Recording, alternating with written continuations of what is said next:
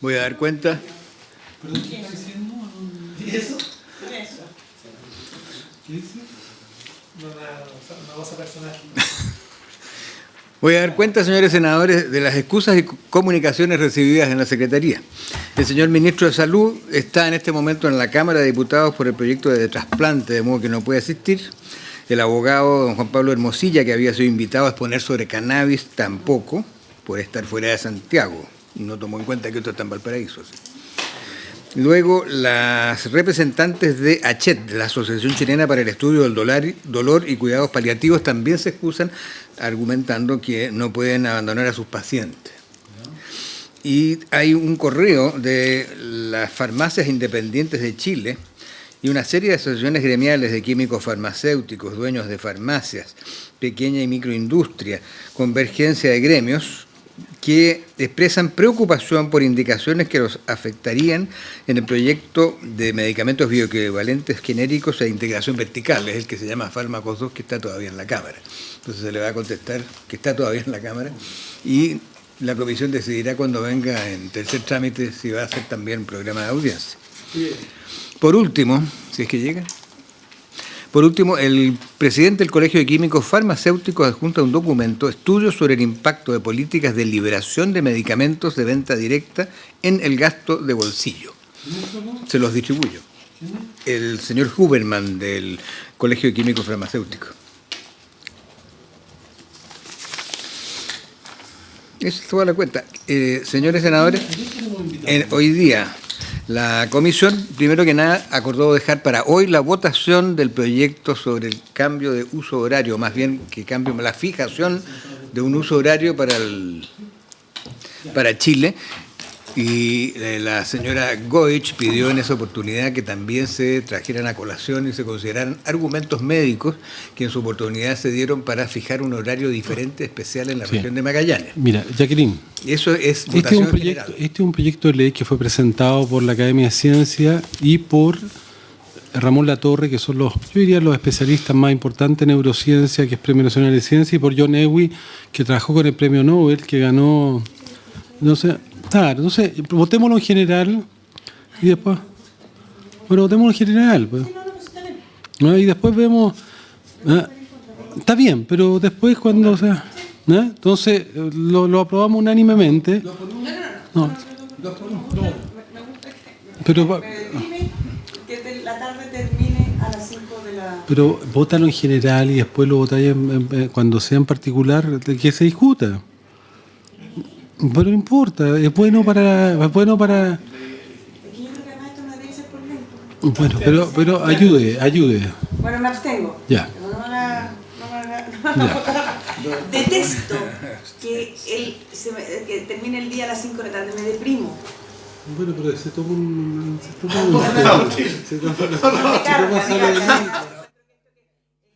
El día pueda durar más, hay más cosas que hacer.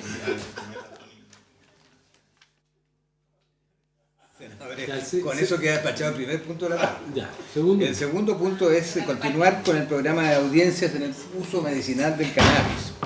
A esta sesión había varios invitados, pero muchos de ellos se excusaron por la proximidad de fin de año. Y tenemos dos que sí asisten, el obispo evangélico don Francisco Javier Rivera y la Sociedad Chilena de Psiquiatría y Neurología de la Infancia y Adolescencia, representada por su presidenta, la doctora Verónica Burón. Bueno, nosotros... ¿Por qué abrimos una invitación? Porque había mucha gente, chicas, había mucha gente del mundo científico que tenía interés por el tema cannabis. Entonces yo por lo menos los invitamos a todos, a muchos.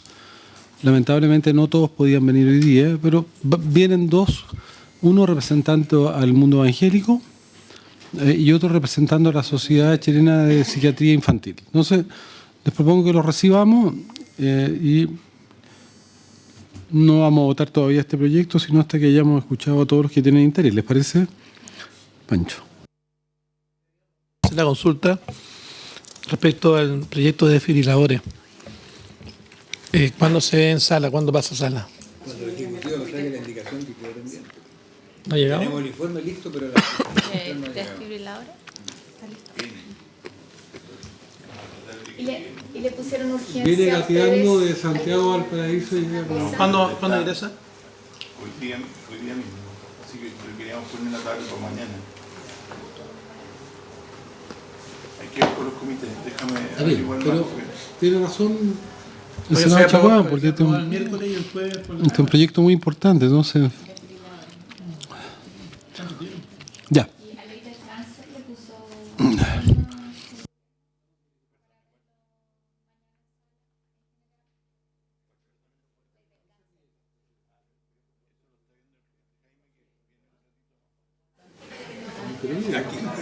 No, eso no es un bullying. Pero mire, no es bullying. Pero mire, eso es. No es bullying. Lo vi en la línea 3.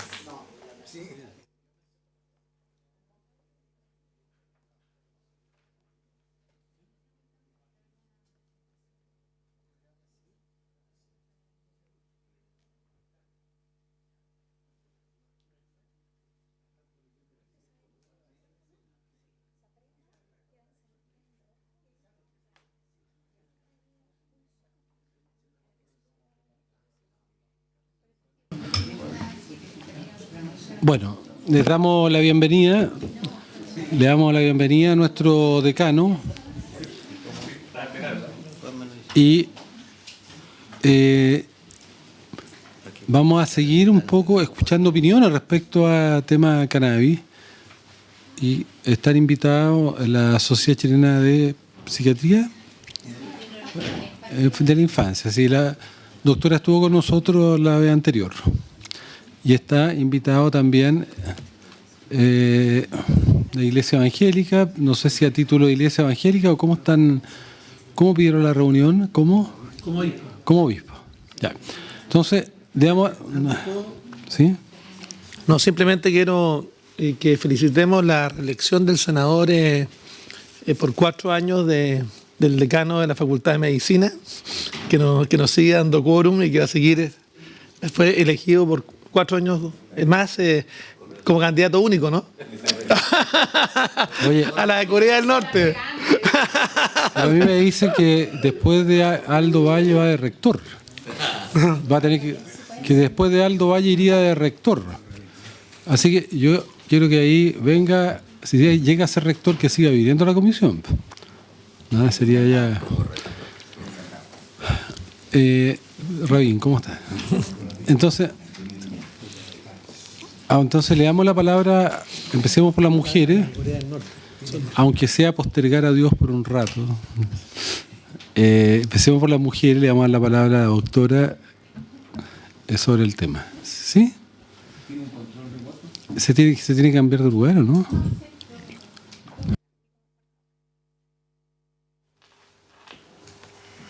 Bien. Nosotros hemos hablado harto de este tema y lo que queríamos hacer era un par de reflexiones ante este proyecto de ley.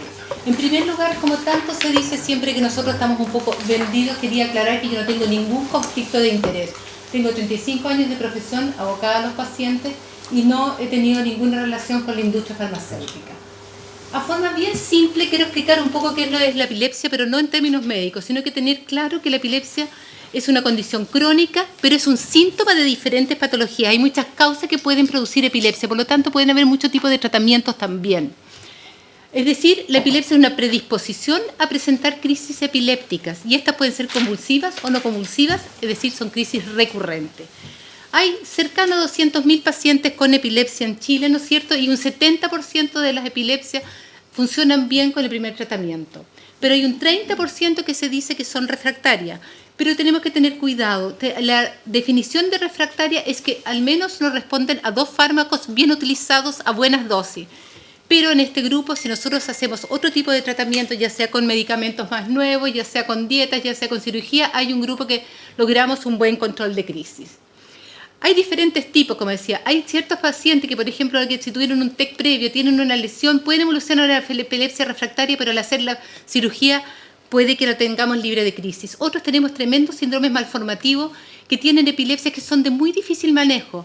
Y aparte de los medicamentos, a veces tenemos ciertas cirugías paliativas que por lo menos evitan que el paciente se caiga y se haga daño. cuando tenemos este tipo de resonancias en pacientes que ha tenido una asfixia perinatal es más difícil, por lo tanto hay que recurrir a muchos tipos de tratamientos y a veces sí, la cirugía paliativa también es un tratamiento. Tenemos que pensar en esto pensando en que tenga una reducción de crisis y una mejor calidad de vida. Y este caso lo quería poner especialmente porque se ha hablado mucho del uso de la marihuana, ¿no es cierto?, en los pacientes con síndrome de Dravet. El síndrome de Dravet es un tipo de epilepsia especial genéticamente determinada. Entonces, una paciente que tiene este tipo de síndrome, tenemos el estudio genético que es positivo, tuvo muchos tratamientos con mal control de crisis y con el consiguiente compromiso cognitivo. Pero empezamos tiripentol, que es un medicamento que lamentablemente no lo tenemos en Chile, lo trajimos de Argentina, y a la primera dosis nunca más ha tenido crisis y tiene un buen control de crisis y una mejoría en el electroencefalograma. Por lo tanto, hay que pensar también que hay diferentes alternativas, no solamente la marihuana, para tratar las epilepsias. Entonces, ¿qué es lo importante? Que del grupo refractario nosotros tenemos otras alternativas por las cuales conseguir un mejor control de crisis, ya sea disminuyendo el número o la libertad de crisis. Y en esto estamos trabajando con el Ministerio de Salud, de tener una mejor canasta, un mejor acceso a las diferentes terapias, pensando que cada vez hay nuevos fármacos y hay algunos bastante específicos para algunos tipos de epilepsia. Por lo tanto, necesitamos equipos que sepan, que estén bien formados en epilepsia y podamos hacer un diagnóstico bien certero para poder usar el tratamiento más certero para este paciente. Marihuana en epilepsia, yo creo que lo primero que hay que hacer es hacer la diferenciación, qué es lo que es la marihuana, qué es lo que son los cannabinoides. Para nosotros la marihuana es todo el compuesto, a eso le llaman cannabis. Por eso yo siempre cuando hablemos de cannabis voy a hablar de marihuana para que no lo confundamos. Otra cosa que es lo que nosotros vemos es que hay ciertos componentes como es el CBD, que es el cannabidiol, que aparentemente podría tener algún efecto en cierto tipo de epilepsias, como son el síndrome de Dravet y el Lennox-Gastaut. Mucho se habló en la comisión pasada, ¿no es cierto?, de lo que era la medicina basada en las evidencias y se mostraron por el otro lado algunos trabajos que no eran muy bien diseñados. Yo en ese contexto quiero poner solo este trabajo. Hay que tener cuidado cuando leemos la literatura, porque una cosa es los trabajos bien realizados a los trabajos que son solamente series clínicas. En esto se hizo el seguimiento, se hicieron encuestas a pacientes que estaban en Colorado y estaban con marihuana que la empezaron a usar para la epilepsia. Entonces vieron que de los que contestaron, los 75 familias que contestaron la encuesta, más o menos un tercio tuvieron una reducción de crisis en el 50% o más. Pero después, cuando hicieron la separación de los grupos, el grupo de lo que eran originariamente residentes de Colorado y empezaron a usar la marihuana versus el grupo que eran familias, que eran de otros estados y que trasladaron a toda la familia a Colorado para empezar el tratamiento, a pesar de que era un grupo bastante parecido en el tipo de crisis epiléptica, en el tipo de epilepsia, del síndrome epiléptico, hubo una gran diferencia. Es decir, esto demuestra que también hay una cosa de percepciones, que no son la objetividad que es la que nosotros estamos buscando en la medicina basada con la evidencia. Es decir, hay siempre también que considerar un efecto placebo de los fármacos y por lo tanto cualquier cosa que nosotros utilizamos tiene que ser el efecto muy por sobre el efecto placebo que éste pueda tener. Bien, nosotros podemos recetar marihuana. Es una cosa que para nosotros como médicos se nos hace muy difícil, porque nosotros no estamos formados para recetar extractos no estandarizados y menos aún plantas que puedan tener algunos componentes alucinógenos o adictivos. Nosotros tenemos la obligación de recetar productos que garanticen la eficacia y la seguridad, cosa que obviamente con un preparado hecho en casa, que no sabemos qué es lo que contiene, cuántos miligramos de cada uno de los componentes contiene, no estamos autorizados a recetar. De hecho, la guía de buenas prácticas clínicas de prescripción del Ministerio de Salud dice de que nosotros debemos basar nuestras prescripciones en la eficacia y la seguridad y tenemos que tener claro cuál es la concentración del principio activo, cosa que cuando tenemos algún preparado hecho en casa no lo podemos hacer. Aunque tengamos la misma forma, nosotros si hacemos, por ejemplo, una receta culinaria, aunque la leamos de un libro, a mí me puede salir totalmente distinto que a usted la receta, aunque usemos lo mismo. Y eso es lo que pasa con los preparados en casa, que no tenemos claro qué es lo que contiene cada preparado. ¿Existe algo seguro? En estos preparados no sabemos cuáles son las concentraciones que tienen de los diferentes de los diferentes componentes, incluso haciendo estudios de los preparados artesanales que son comerciales tanto en Estados Unidos como aquí en Chile, y lo copié específicamente con cremillas porque así sale escrito. En ese estudio del ISP, la mitad de los preparados que teóricamente tenían marihuana eran solamente aceites, no tenían nada, y después dicen que hizo efecto. Entonces tenemos que pensar que estos eran efectos más bien de tipo placebo, más que efectos verdaderos de este tipo de compuestos. ¿Cuál es el riesgo de esta ley? ¿Por qué nosotros estamos preocupados por esta ley? Todos sabemos que en este minuto somos el país que tenemos la juventud que más marihuana consume en Latinoamérica. Y esto tiene una relación directa con la percepción de riesgo. ¿Qué es lo que pasa? Si nosotros estamos escuchando en los medios de comunicación de que la marihuana es buena, que hace bien para la salud, eso hace que cualquier niño o adolescente diga, bueno, es buena, es saludable. Entonces no tengan esta sensación de riesgo y no tengan susto al probarla. Yo recuerdo en nuestra época, muchos de nosotros no probamos la marihuana porque teníamos susto de lo que podía pasar con la marihuana, de hecho. Entonces hay que tener cuidado. En todos los países, cuando uno mira las estadísticas, por ejemplo en Uruguay, uno ve que apenas empieza a discutir en estos proyectos de ley, empieza a aumentar el consumo de marihuana. Es falso que decir que la marihuana llegó para instalarse, porque tenemos ejemplos de países que han podido controlarla. Y cuando uno mira las políticas, son preventivas, sí, pero además son restrictivas en el uso de este tipo de componente. ¿Qué es lo que tenemos? Nosotros cuando consumimos marihuana tenemos efectos agudos. Del momento que la consumimos, ¿no es cierto?, tenemos efectos a largo plazo. De los agudos tenemos alteración de la memoria, del enjuiciamiento de situaciones, alteración de las habilidades motoras, en algunos produce un brote psicótico y aumento de accidentes vehiculares. A la derecha ven ustedes el esquema de qué es lo que ha pasado en estados como Washington y Colorado cuando se ha legalizado la marihuana, cómo aumentan los accidentes con resultado de muertes o digamos muy graves, que son personas que estaban bajo el efecto de la marihuana. También tenemos que pensar de que han aumentado las intoxicaciones de niños pequeños, de lactantes, por marihuana, puesto que está tan accesible que incluso venden gomitas con marihuana que los niños se intoxican y llegan a los servicios de urgencia intoxicados niñitos de 2 años. Pero lo terrible es que crónicamente va a disminuir la capacidad intelectual, es decir, la inteligencia, va a afectar el rendimiento académico, produce un síndrome amotivacional, es decir, afecta el proyecto de vida de estos niños y adolescentes. Hay mayor riesgo de caer en un consumo problemático de marihuana, aumenta el riesgo de brotes psicóticos, aumenta el riesgo de esquizofrenia, de brotes esquizoides, sobre todo los pacientes que tienen predisposición A, y todo esto va a llevar a una perpetuación de esta vulnerabilidad, de este círculo de la pobreza. No es lo mismo consumir marihuana cuando estamos siendo adultos que cuando estamos en un cerebro que todavía está en desarrollo. El desarrollo cerebral es hasta después de los 20 años y esto va a alterar la plasticidad cerebral y va a alterar esta diferenciación, especialización de nuestro cerebro. Por lo tanto, se va a ir afectando nuestra capacidad intelectual. Entonces, cuidado, nuestra futura generación la estamos condenando a ser un poco menos inteligente, tener menos ganas de trabajar y forjarse un futuro, y por lo tanto, a futuro vamos a tener que requerir mayores servicios sociales, mayores servicios de salud, lo cual va a ser un tremendo costo para la familia, para el Estado y también un tremendo costo económico para el país.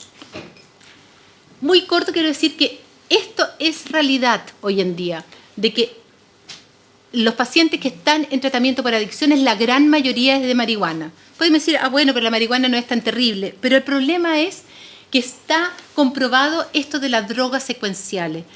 De alguna u otra manera, el consumir marihuana, alcohol, tabaco, hace que se rompa este dique y sea más factible que nosotros entremos después al uso de drogas que producen mayor daño, como son la pasta base, la heroína, la cocaína. Por lo tanto, una virginidad, por decirlo de alguna manera, ante estas drogas antes de los 18 años, nos va a proteger para que no caigamos en estas otras drogas. Por eso es importante que nosotros no favorezcamos esto. No lo lean esto. Esto era para demostrar que este es un trabajo que salió ahora, que son de muchísimos centros, tanto europeos como americanos, como de Australia. Es difícil de leer, pero hacen de resonancia magnética, que también es otro consorcio de imágenes el que los analiza, y ven que incluso consumiendo 1 o 2 dosis de marihuana se ven ciertas alteraciones a nivel de la corteza cerebral. Por lo tanto, no digamos que es tan banal este uso de la marihuana. Nosotros a fines del año 2017 firmamos una, ¿cómo se dice?, una declaración del CONOSUR. En esta nos juntamos con los diferentes presidentes de las otras sociedades de neurología e hicimos una declaración. ¿Y qué es lo que yo saqué algunos extractos de qué es lo que es importante? Que las epilepsias refractarias deben ser tratadas por médicos especialistas, neurólogos pediátricos que ojalá tengan un buen entrenamiento de las epilepsias complejas. Y si vamos a usar algún preparado que tenga los cannabinoides, tenemos que tener claro cuál es la eficacia clínica, las dosis adecuadas y los posibles efectos adversos. Y lo más importante, que estos preparados tienen que cumplir con las prácticas de una buena fabricación. ¿Por qué te trato eso? Porque dicen, bueno, en Uruguay, bueno, en Ecuador, pero los preparados que están usando los médicos allá son de CBD, no es de marihuana. Entonces, ¿cómo concluimos? Nosotros como sociedad estamos a favor del bienestar de nuestros niños y adolescentes. También estamos a favor de una investigación y si es necesario investigar algunos productos que son derivados del cannabis, sí, pero son productos, medicinas. Estamos a favor de los tratamientos en base de la evidencia que garanticen entonces la efectividad, la calidad y la seguridad, cosa que los preparados artesanales no garantizan. Y estamos a favor de una igualdad en el acceso y en la calidad de los tratamientos. Por eso estamos trabajando con el Ministerio de Salud para tratar de aumentar esta canasta de prestaciones que incluyan tanto medicamentos como alternativas quirúrgicas, así como también un acompañamiento a toda la familia, porque es muy difícil para una familia que tiene un niño con epilepsia refractaria enfrentar esta situación. Y a la vez estamos a favor de que todo esto sea en base a la evidencia científica, es decir, a lo que realmente tenemos claridad que es efectivo y es seguro. Pero no podemos favorecer el acceso fácil a la marihuana y tampoco podemos permitir que esta discusión siga produciendo en la población una baja percepción de riesgo con el consiguiente aumento del consumo de marihuana. Por este motivo estamos contra este tipo de ley. Nuestra misión, ante todo, es proteger y no dañar. Muchas gracias. Muchas gracias, doctora. Después le doy la palabra a los senadores y senadoras, ¿ya? Le damos la palabra al obispo. El obispo tenía interés en que se filmara su presentación por una persona externa. Yo no tengo ningún problema. No sé si alguien tiene. Le vamos a dar la bienvenida a Gonzalo. Y vamos a, cuando vuelva el obispo, vamos a empezar.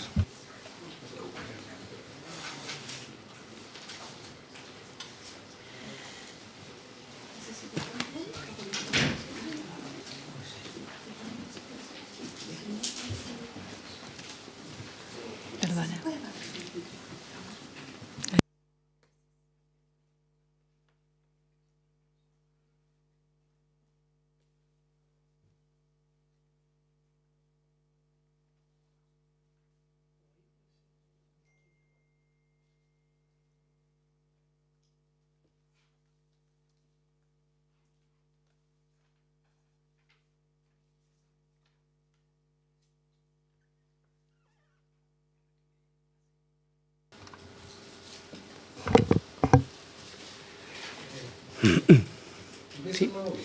Ya, muchas gracias a la comisión por esta invitación y también por permitirnos grabar esto por la importancia del tema, toda vez que después sale publicado oficialmente.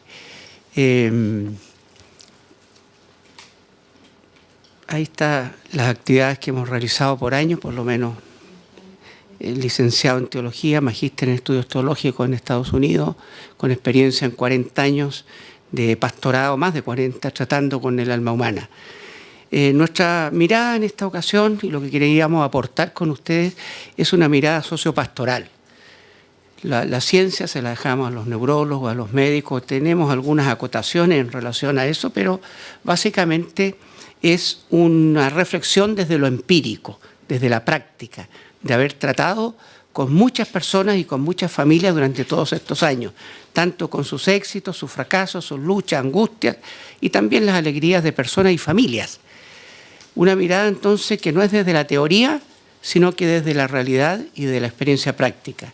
Y reitero, muchas gracias por la posibilidad de compartir este trascendente tema. Quisiera hacer un poco de historia de cómo, a qué se asocia la marihuana.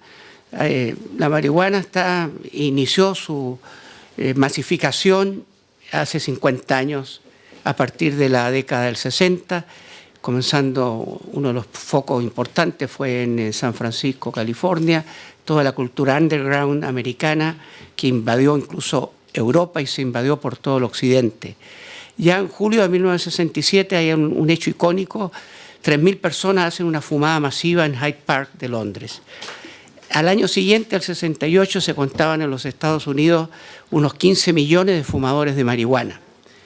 Ahora, ¿por qué digo que es importante? Eran tiempos donde, especialmente la juventud muy sensible a los problemas, cuando va amaneciendo con su razonamiento a las realidades de la vida, se encontraron con la bomba de napalm arrojada sobre Vietnam, y eso empezó a causar toda una problemática en Estados Unidos, que también otro caso ilustrativo fue el recital de Woodstock, el año 69, que es en el fondo surge todo este movimiento como una protesta contra la violencia humana, la guerra, impotencia de cambiar el establishment. Make love not war, haga el amor no la guerra, son sus eslogan conocidos. Ya se veía en esos tiempos la contaminación de la tierra, mar y aire, se veía una preocupación, lo que se llama la generación adelantada sobre los problemas medioambientales, exterminio de varias especies, cuestionamiento de valores existentes, evasión de la realidad y desobediencia civil. Esa es la asociatividad que ha existido y que existía y aún hoy con respecto a la marihuana. Y este consumo, como ustedes han escuchado ya varias citas, se ha elevado considerablemente, desde 50 millones en los años 90 a casi 200 millones dependientes en el planeta.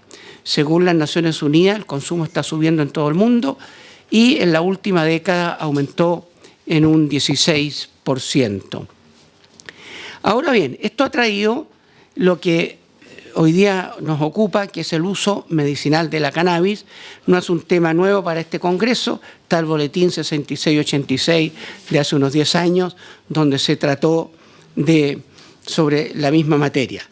Vamos a separar lo que es netamente medicinal, y ahí yo voy a, repito, más que en la parte científica, dirigirme en lo que es el sentido común. Hay una gran diferencia entre la coca y la cocaína, entre la hoja de... Ninguna alusión, señora senadora. Gracias, disculpe, muchas gracias, con todo respeto. Hay una gran diferencia entre la hoja de coca y lo que es la coca. ¿Por qué digo? Yo sé que seguramente algunos de los que están acá han ido al Cusco, han ido a Machu Picchu, y usted entra al hotel y lo primero que le ofrecen es un mate de coca. ¿Por qué? Porque tiene efectivamente un uso medicinal que le regula la temperatura al llegar a alturas máximas y que es absolutamente común. También tiene efectos estomacales cuando hay indigestión. Aquí está la hojita de té, las venden en los supermercados en todo Lima, en todo Perú, se pueden traer a Chile en este tipo de envase como está ahí abajo. Entonces es un uso muy acotado, medicinal, absoluto, genuino, que muchos hemos probado en ese sentido. Pero también está la otra área. Estuve viviendo casi 2 años en las regiones andinas de esos lugares, y uno pudo ver, y repito, verlo con mis propios ojos, a miles de personas resistiendo el frío, la alimentación precaria, mascando hojas de coca como un bolo al interior de la boca, perdiendo dentaduras, prácticamente a pie pelado, de tanto caminar, llevando sus productos a las ferias, viajando de noche con sus sacos de papa y de maíz, y efectivamente al mascar esta hoja, que en su uso de mate es inocua, tenía efectos muy serios para la salud mental y aún física. Sabemos cuántos miles de personas han muerto por sobredosis de cocaína en el mundo. Otro ejemplo es la adormidera o la amapola, que puede ser una flor muy hermosa para poder ornamentar en una casa, ahí la tienen ustedes. Pero esas cápsulas verdes que están ahí, ¿cierto?, son las peligrosas, porque cuando se secan, ahí se gesta de esas pepas negras, sale un látex, un jugo donde se extrae el opio y la heroína. Pero una cosa muy distinta es el uso medicinal con respecto a la morfina. ¿Quién no ha tenido un familiar, unos padres que en sus momentos de enfermedades terminales dolorosas se autoriza para que le den más morfina en ese sentido, ¿no? O sea, para hacer estas dos diferenciaciones de lo que es lo medicinal y lo que es lo, llamémoslo, recreativo o como sea. No vamos a ir a la producción mundial de cocaína, que es la más alta jamás reportada en la historia de la humanidad en los últimos años, según el informe oficial de Naciones Unidas contra la Droga y el Delito. Lo mismo los temas opiáceos, todo lo que implica con eso. Llama la atención que Afganistán, siendo uno de los países más pobres del mundo, es el principal productor de amapolas y de opio, ¿no? Es una contradicción, porque todo ese dinero que genera esta droga no llega a una población paupérrima como la que produce todo esto. La marihuana, por otro lado, es una droga comúnmente elegida por los jóvenes. El consumo de droga, ya lo dijo la doctora, lo volvió a decir, lo han escuchado muchas veces, es el periodo de adolescencia temprana entre 12 a 14 años o la adolescencia tardía entre 15 y 17, y consumirlo a esa edad es de alto riesgo. Eso es también de sentido común. La prevalecencia del consumo entre escolares de octavo y cuarto medio alcanza el 30%, teniendo el récord más alto de América Latina en esta materia. ¿Cómo podemos separar estas cosas? Ahí está lo complejo del uso medicinal con respecto a toda esta parte socio-mental, llamémosle. Por otra parte, quien consume marihuana, por otros estudios, tiene alrededor de un 40% de probabilidad de desarrollar un primer brote esquizofrénico.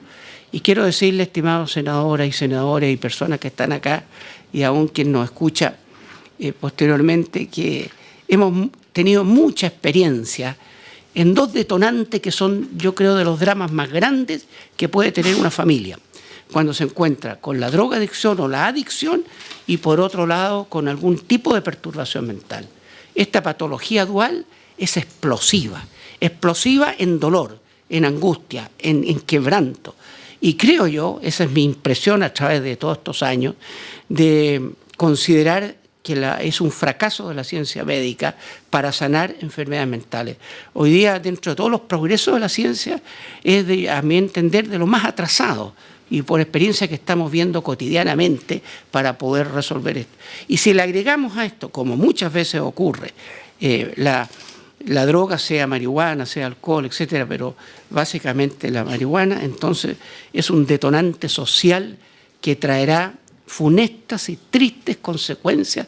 Vamos a heredar un país en ese sentido dramáticamente doloroso si seguimos en esa línea. Estos datos ya los conocen, tampoco quiero extenderme en ellos, está todo el tema juvenil, esto es de datos de gendarmería. La adolescencia es un periodo particularmente vulnerable, los jóvenes que fuman en edades tempranas pueden estar interrumpiendo los procesos normales claves del cerebro.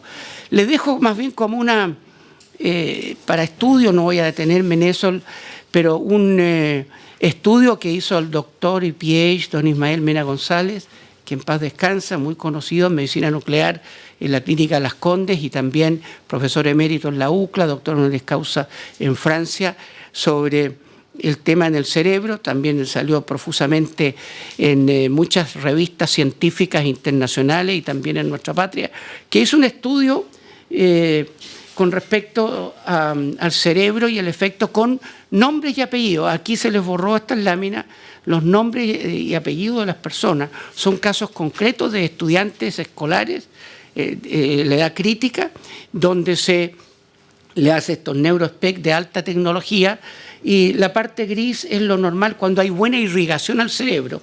Lo rojo ahí son los ojos, especialmente quedan fuertes porque si la persona tomó el examen con los ojos abiertos. Y ya cuando empieza el consumo, se empiezan a ver esos tonos azules que son zonas de baja irrigación.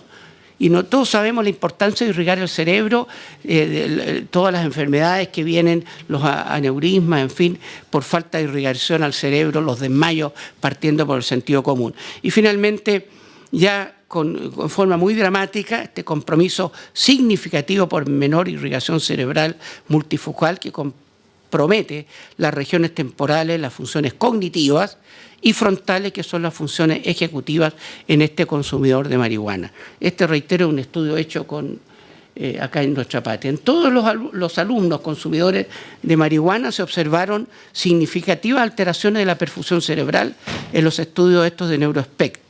Ya dijimos, las áreas cognitivas, afectivas y la función ejecutiva se ven altamente afectadas, ¿no? La marihuana y la cocaína encabezan el consumo de droga ilegal en todos los grupos socioeconómicos chilenos. Aquí no hay distingo de clase social. Este es un drama nacional que atraviesa todas las fronteras culturales y económicas. Le he llamado esto el inicio de un viaje de difícil retorno.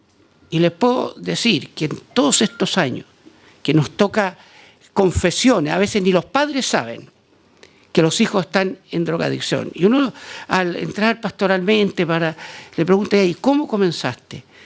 Mire, no exagero, no recuerdo ni siquiera uno que no haya dicho que su inicio a las adicciones es la marihuana. Eso es un consenso general. En segundo lugar, a temprana edad. A temprana edad. Y en tercer lugar, que necesitan drogas más fuertes. Uno viene a tratarlos cuando ya están o han perdido, se han salido del colegio, no son capaces de trabajar, de seguir en la universidad, vienen a ser una carga adicional en la familia y empiezan con su propia angustia a ir a necesitar su organismo drogas más fuertes. Y llama la atención, y por eso, estimados senadores y senadoras, si ustedes ven esta foto, Santiago de Chile, una marcha en favor de la marihuana, ¿ah? Que usted ve esta multitud de personas queriendo que se legalice. Pero si usted se acerca y va a ver la cara y el rostro de la gente, es toda gente joven. Mírelo. Son jovencitos que nunca han, yo creo que ni pelado una papa. No han trabajado nada, son dependientes de sus padres.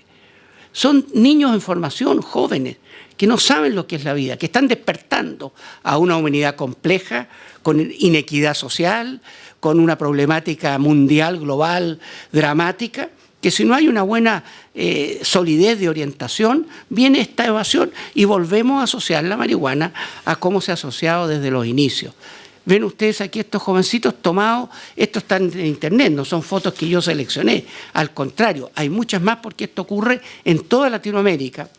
Jovencitos que no saben distinguir su mano izquierda de la derecha, como dice. Y mire usted este ejemplo que me llamó la atención. Una calabaza ya está demostrando que ya no les basta un pito, sino que consumen 5, perforan una calabaza para entonces tener una aspiración que les genere un efecto más rápido. Esto es Santiago de Chile, fotos de hace poco tiempo. Si hay algo que consume nuestro tiempo, nuestra pasión y nuestra solidaridad humana por nuestro llamado pastoral, es estos elementos de rehabilitación. Hay 2 áreas de rehabilitación que son fundamentales.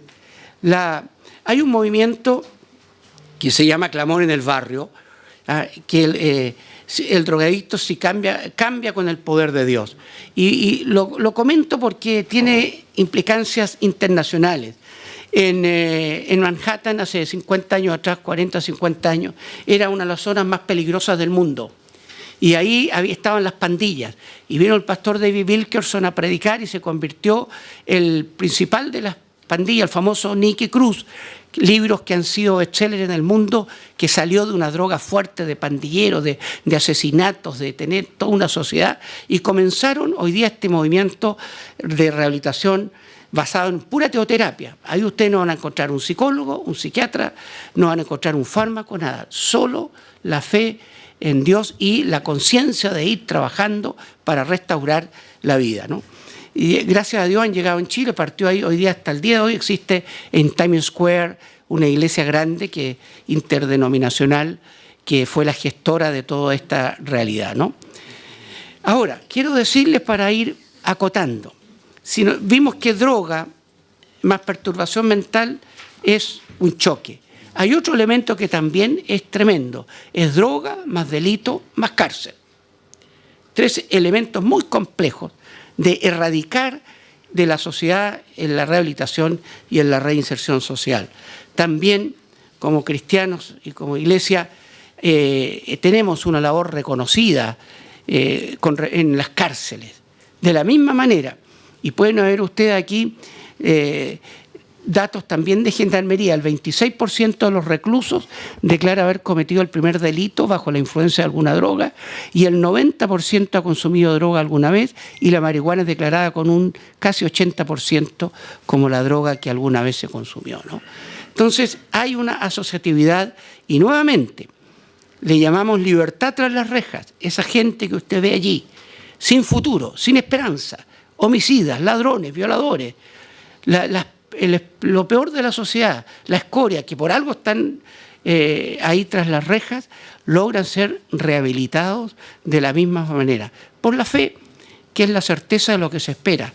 A ellos, si salen en esas condiciones, les espera volver a delinquir y volver a un medio que los rechaza por el hecho de haber tenido su hoja de vida manchada.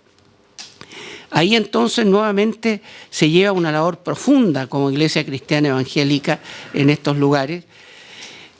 La Galería 12, no sé si alguno ha tenido la oportunidad de ir a la penitenciaría, realmente se los recomiendo. Las calles 10, 9 y 4 de la penitenciaría en Santiago, habitada por internos evangélicos, tanto que Gendarmería le ha otorgado esas galerías completas a la Iglesia Evangélica para su trato. Y estas fotos son textuales. Mire, estos son los presidiarios de esas galerías, ordenaditos. Fíjese que normalmente en estas galerías necesitan por lo menos unos 5 o 7 gendarmes en forma habitual.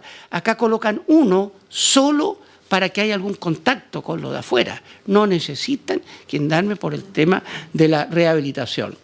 Y en Pedro Montt habita más de 3.500 internos de fe cristiana o evangélicos. Hemos estado en conversaciones con distintos ministros de justicia, incluso con una cárcel entera llevada en lo espiritual por la Iglesia, por los resultados que además no son solamente en Chile, sino que hay noticias de esto en Brasil, en España y en otros lugares. Y con todo respeto me quiero permitir un paréntesis, permitir al presidente don Guido Gilardi felicitarlo, también al senador Chaguán. No sé quién más estuvo, no quiero omitir a nadie, pero lo que es el Congreso del Futuro, la senadora Carolina Goich, felicitaciones, porque creo que está marcando un hito en Latinoamérica y quizás en el mundo. Excelente. Yo este año por asuntos pastorales no pude estar, pero los años anteriores los he seguido con sumo interés lo que es este proyecto. Pero con el mismo respeto, me habría gustado haber invitado a don Richard Hawkins a que fuese a la cárcel a ver estas realidades y que fuese también a ver estos lugares de rehabilitación de droga, porque él combate al cristianismo con mucha fuerza, diciendo que las religiones le transmiten explicaciones de la realidad que no se sostienen a la luz de la evidencia. Esta es una frase textual extraída el día domingo del reportaje que le hicieron en el periódico. Y yo pregunto, ¿qué más evidencia de la rehabilitación en cárceles y libertad de adicciones? Reitero, en ambos lugares, sin un médico, sin un neurólogo, sin un psiquiatra, sin un fármaco, solamente en esa disposición.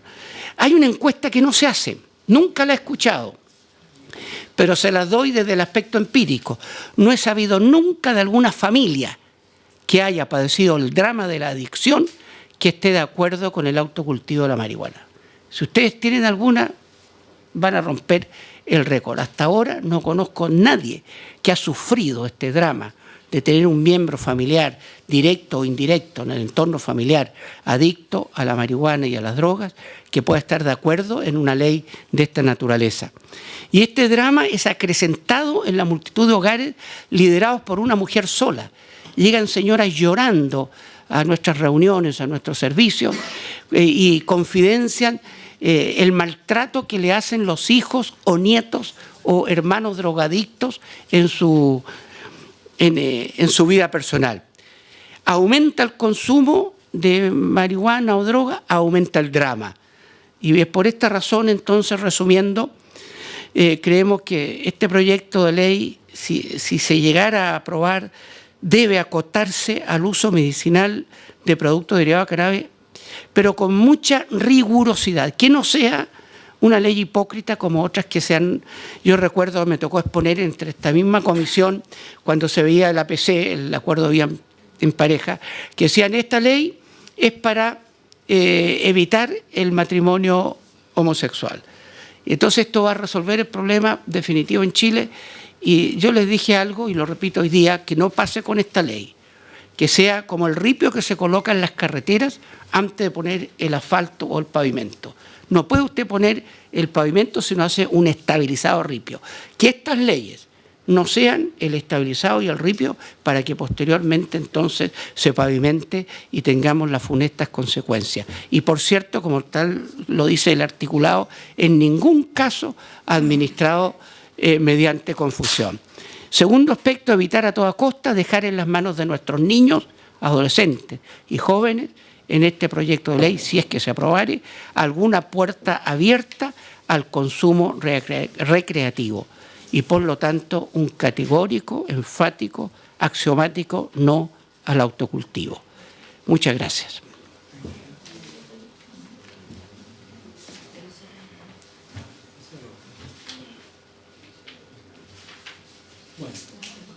Yo le quiero agradecer al obispo. Yo creo que la idea es seguir conversando y es tener una política lo más, yo diría, inclusiva, inteligente, que resuelva los problemas que tiene el país y que tenga todo el fundamento científico posible. Por eso que nos vamos a dar el tiempo para recibir todas las opiniones, para que senadores, senadoras puedan votar digamos, con la mayor convicción posible. Entonces le vamos a dar la palabra a Carolina, que la pidió. Primero decirle al senador Girardi que nunca es tarde. Nunca es tarde. ¿Para qué? ¿Para qué? Sí, yo creo. Open mind.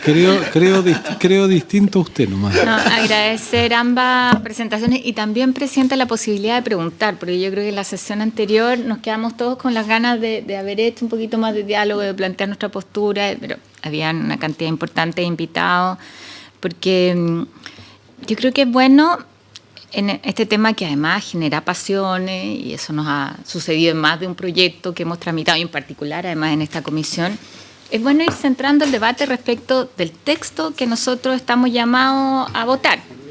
Y ahí a mí me parece que hay una lámina de la doctora Burón que es bien clave, cuando plantean el punto 2 que los médicos no recetamos plantas, recetamos medicinas. No recetamos extractos no estandarizados, menos aún de plantas alucinógenas o adictivas. Recetamos productos que garanticen eficacia y seguridad. Y plantea en la guía para las buenas prácticas de prescripción del MinSal, se refiere a que la elección de un fármaco debe basarse en su eficacia y seguridad. En la receta debe estar indicada la concentración del principio activo. Y me tomo el tiempo para leer lo que ella misma presentó, porque lo que nosotros estamos discutiendo hoy día es una modificación al Código Sanitario que lo que busca es que la receta médica permita prescribir la planta. O sea, ese es el punto. Y yo creo que es bueno acotar eso, o sea, que se sepa que eso es lo que estamos discutiendo, porque si yo estuviera llamada a discutir y analizar un proyecto que plantea el uso recreativo de la cannabis, discutamos eso, pero pongámoslo sobre la mesa con claridad. Si queremos discutir, y creo que en algún momento, presidente, sería súper bueno poder invitar al ministerio para que nos cuente cómo se está actualizando la canasta respecto al trabajo que señalaba la doctora en el caso de epilepsia refractaria, o sea, cuáles son las respuestas que se están dando, o cómo se puede plantear un estudio para tener la evidencia científica respecto de tratamientos que tengan cannabinol, o sea, cómo nosotros en este debate ponemos sobre la mesa lo que de verdad estamos discutiendo. Y yo no tengo problema en hacer la discusión que corresponda, enfrentarla, y tendremos cada uno nuestra opinión. Siempre, además, la hemos entregado en marco de respeto en esta comisión, que creo que es lo que corresponde. Podremos tener diferencias, los zanjaremos votando. Pero lo que hoy día estamos discutiendo es si un médico con una receta médica puede prescribir la planta de marihuana. Eso es. Y creo que lo que ella señala es súper claro al respecto. Y yo agradezco esa presentación. Y me parece que es importante en el debate ponerlo sobre la mesa. Pueden haber otros proyectos, y de hecho hay otras iniciativas respecto de autocultivo o modificaciones desde el punto de vista más de la ley que regula esto, no del código sanitario. O incluso nosotros tomo temas tangenciales, o sea, hay un montón de cosas que se utilizan, que hoy día no se recetan, obviamente, que son vitaminas, y donde hemos planteado una y otra vez en esta comisión también cómo nosotros tenemos una regulación, porque finalmente muchas están al borde y la gente cada vez más las consume, no son inocuas, muchas veces además en la mezcla tienen efectos que son dañinos, hay aspectos que no están regulados. Pero creo que su postura ha sido muy clarificadora al respecto, y también, bueno, lo que nos ha planteado el obispo, pero a mí me parece que es bien importante dejar sentado eso, pensando además en las próximas invitaciones que se hagan y cómo continuamos con la tramitación de este proyecto. Eso, presidente. Vamos a pedir la palabra a nuestro decano, que además es neurólogo, que opina. Jacqueline, antes dijimos que Jacqueline, porque a lo mejor usted le puede ayudar a contestar. Sí. Muchas gracias, presidente. Mire, la verdad es que efectivamente cuando uno se enfrenta con familias que tienen hijos pequeños, sobre todo con epilepsia refractaria, uno se enfrenta a un drama importante, es decir, a una angustia por parte de los papás y de las mamás que de verdad muchas veces no saben cómo manejarla porque ven cómo se va deteriorando la calidad de vida de su hijo, no saben cómo administrar esa patología, no saben cómo controlarla, cómo mejorar la calidad de vida de ese niño. Y por lo tanto, todo el actuar médico tiene que estar orientado a tratar de mejorar ese cuadro clínico para que pueda mejorar las condiciones de vida de ese niño. Y en ese entendido se da este proyecto asumiendo la buena intención del tema. Sin embargo, yo creo que acá, tal como decía el obispo, hay muchísimos medicamentos que provienen de las plantas, partiendo por la penicilina. Muchísimos medicamentos cuyo principio activo proviene, no necesariamente, o a lo mejor ahora sí, pero que se descubrió proveniente de una planta que se usa así. Por lo tanto, hay principios activos que provienen de plantas y por lo tanto también puede ser que hayan principios activos que actúan adecuadamente en la epilepsia refractaria que provienen de la marihuana, de la cannabis. Lo que no hay es mucha experiencia en relación a aquello, porque uno tiene que tener claridad cuando hace un tratamiento, sobre todo en niños pequeños, y lo vemos en los pediatras, que no somos médicos, uno se aprende de memoria tantos gramos o miligramos por kilo de peso, dividido en tantas horas para que ese principio activo dure en la sangre de manera estable para que pueda hacer su efecto adecuado. Cuando uno hace la elaboración artesanal de un medicamento, no tiene ninguna certeza de la concentración del principio activo para ese niño. No tiene ninguna certeza de cuánto, del rigor de la preparación. Por lo tanto, no es que quienes encontramos que este proyecto de ley es de riesgo para la sociedad, no es que estemos en contra de que se den cannabinoles para poder tratar la epilepsia refractaria. Básicamente, yo creo, me da la impresión que es donde hay mayor coincidencia, porque para el tratamiento del dolor, yo creo que hay medicamentos muchísimo más adecuados y con mayor eficiencia. Pueden haber opiniones distintas, pero creo que es eso. Pero el problema mayor de esto, que no es solamente la falta de rigor en torno al tratamiento médico, que es lo que se refería la doctora. Es decir, nosotros cuando uno se forma en medicina, uno tiene que dar la dosis exacta, ni más, porque puede haber riesgo de intoxicación, ni menos porque no va a haber resultado terapéutico.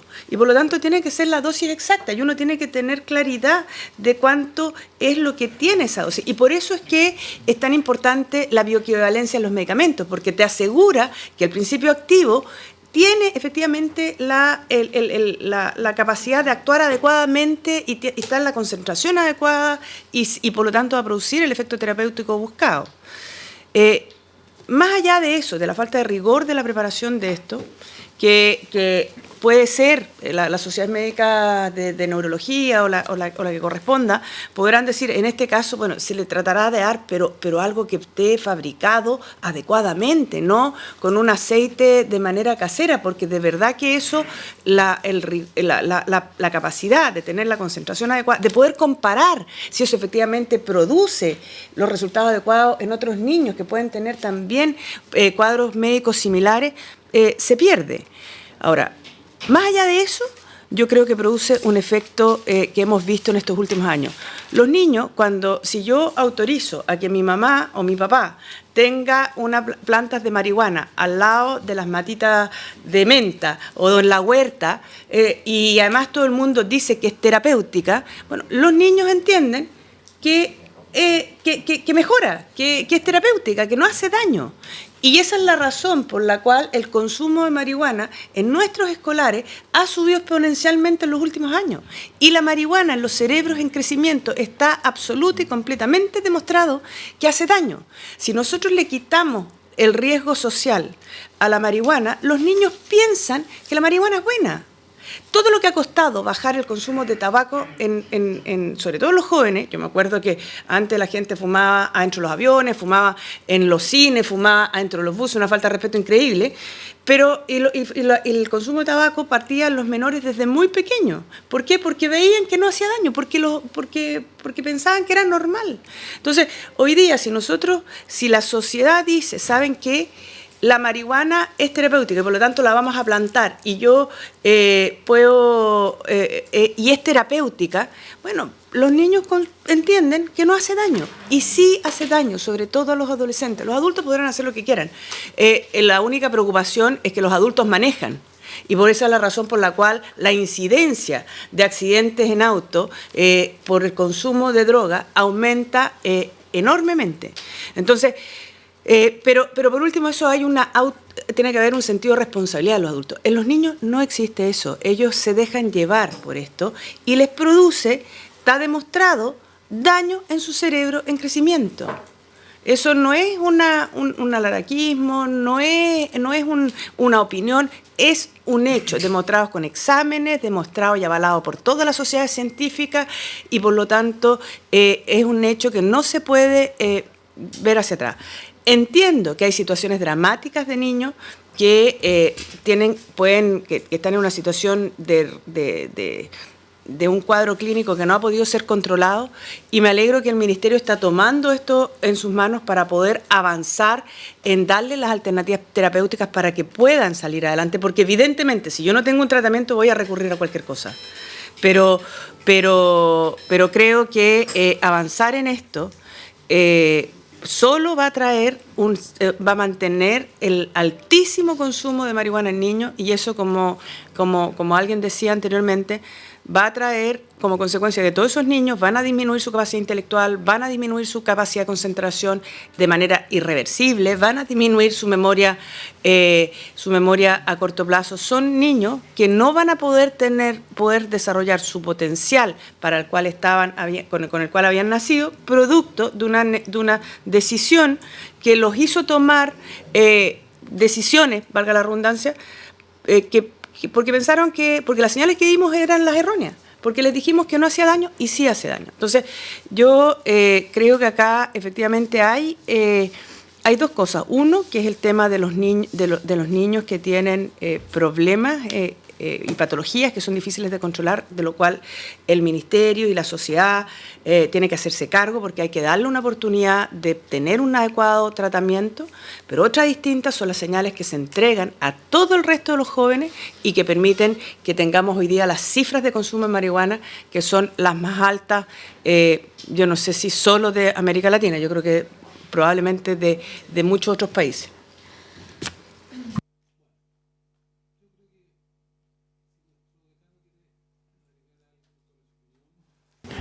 Sí, muchas gracias, señor presidente. A ver, este es un tema bastante, digamos, discutido, ¿no es cierto? Y en la última reunión anual de la Sociedad de Neurología, Psiquiatría y Neurocirugía se tomó esto un tema, digamos, específico. Y la verdad es que el niño es indudablemente algo que produce daño. Y esto está demostrado, no hay duda. El caso específico, que es lo que muchas veces pasa en medicina, ¿no es cierto? Un caso específico que significa la epilepsia refractaria, ¿no es cierto? En realidad, tal como dijo la doctora, tiene varios caminos.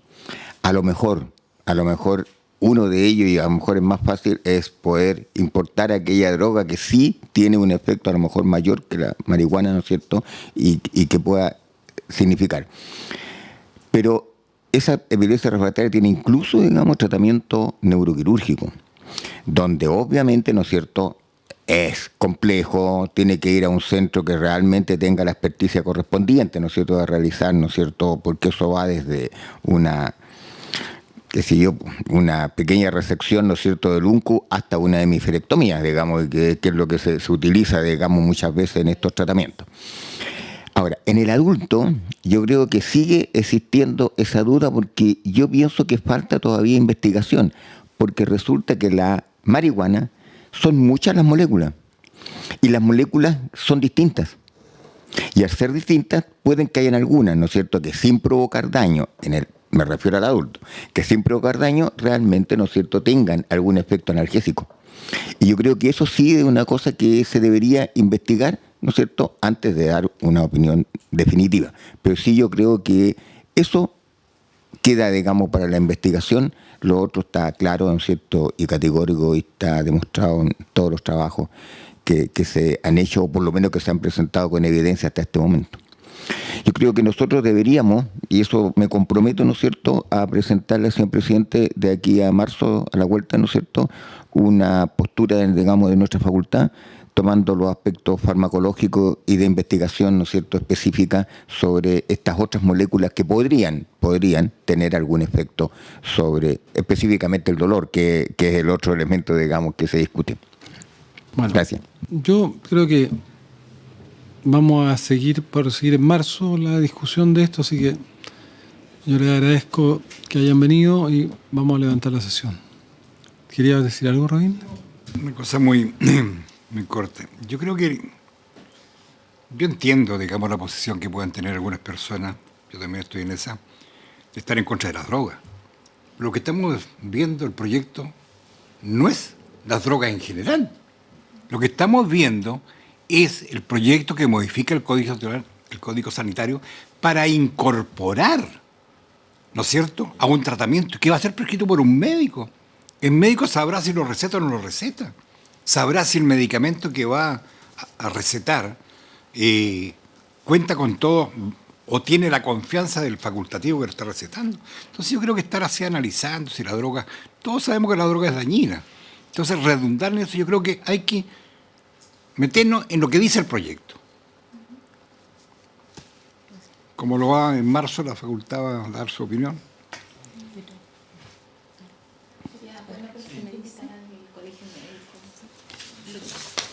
Está abierta la invitación para los que quieran, sé que todavía se puede mantener la invitación. Pero le damos la palabra a la doctora y terminamos. Bueno, sin ser experta de farmacológica, pero nuestra postura no es no usar CBD si se comprueba que el CBD es un fármaco bueno para la... Pero que es distinto eso a recetar, planta una plantita y yo no sé qué es lo que va a salir de esa plantita. Porque yo le puedo dar a usted, pero sí es verdad, o sea, si yo le estoy diciendo, usted vaya y plante y tenga autocultivo en su casa, hay dos cosas. Una, no sé lo que le estoy dando a ese paciente, no sé qué componentes tiene eso y cuántos miligramos de cada cosa. Puede que haga la misma receta el día 20 y la otra receta el día 1 y va a ser totalmente, aunque siga el mismo proceso, va a ser distinto lo que tenga, porque de hecho ya la planta va a tener concentraciones distintas dependiendo de cuánto sol, cuánto la sequedad que ha tenido y todo eso, y cuál es la cepa que estamos usando.